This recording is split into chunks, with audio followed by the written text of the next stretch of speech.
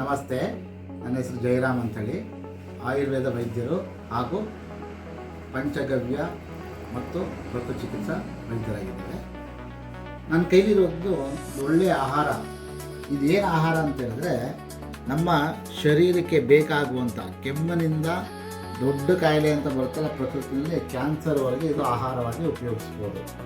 ಇದು ನಮ್ಮ ಸನಾತನ ಪದ್ಧತಿಯಲ್ಲಿ, ನಮ್ಮ ಪ್ರಕೃತಿಯಲ್ಲಿ ಅನೇಕ ರೀತಿಯ ನಮ್ಮ ಸುತ್ತಮುತ್ತಲೇ ಬೆಳಿಬೇಕಾದಂಥ ಧಾನ್ಯಗಳನ್ನ ಉಪಯೋಗಿಸಿರ್ತೇವೆ.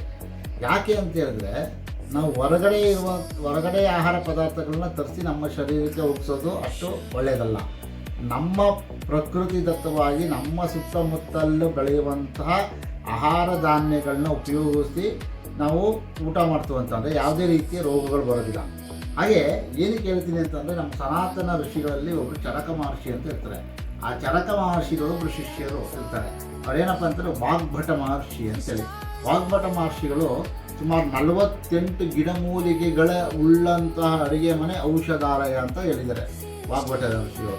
ಹಾಗಾಗಿ ಈ ವಾಗ್ಭಟ ಋಷಿಗಳೇನು ಜಾಸ್ತಿ ಪ್ರತಿಪಾದನೆ ಮಾಡಿದ್ದಾರೆ ಅಂತಂದರೆ, ಒಬ್ಬ ಮನುಷ್ಯ ಆಹಾರ ಆಗಿರಬೇಕು ಅಂತಂದರೆ, ಆರೋಗ್ಯವಾಗಿರಬೇಕು ಅಂತಂದರೆ ಅವನು 48 ಗಿಡಮೂಲಿಕೆ ಉಳ್ಳಂಥ ಔಷಧೀಯ ಅಡುಗೆ ಮನೆ ಔಷಧಾಲಯ ಅಂತ ಕರ್ತಿದ್ದಾರೆ.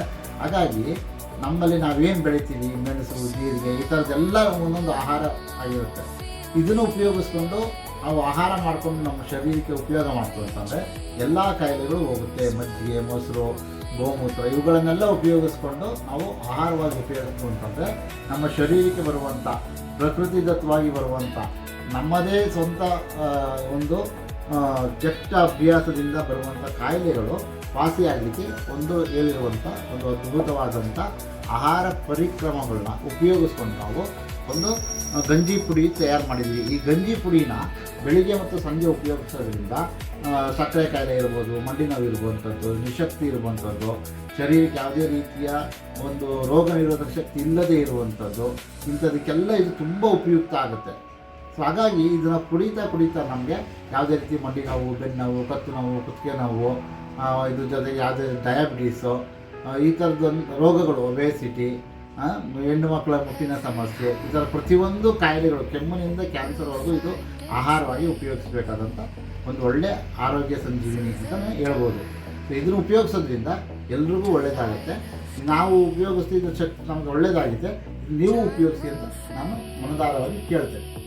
ಎಲ್ಲಿ ಸಿಗುತ್ತೆ ಅಂತಂದರೆ, ಶ್ರೀರಾಮ್ಪುರದಲ್ಲಿ ಇರುವಂಥ 2ನೇ ಹಂತದಲ್ಲಿ ಆಯುಷ್ಮತ್ ಯೋಗ ಆರೋಗ್ಯ ಕೇಂದ್ರ ಅಂತ ಇದೆ. ಅಲ್ಲಿ ಇದು ಸಿಗುತ್ತೆ. ನಿಮಗೆ ಯಾರು ಬೇಕಾದ್ರೂ ತೊಗೊಳ್ಬೋದು. ಇದು ಸಂಪರ್ಕ ಮಾಡಬೇಕು ಅಂತ ನಾನು ದೂರವಾಣಿ ಸಂಖ್ಯೆ ಹೇಳ್ತೀನಿ, ಅದನ್ನು ಬರೆದಿಟ್ಕೊಂಡು ನೀವು ಅದನ್ನು ಫೋನ್ ಮಾಡಿ ತರಿಸ್ಕೋಬೋದು. Thank you.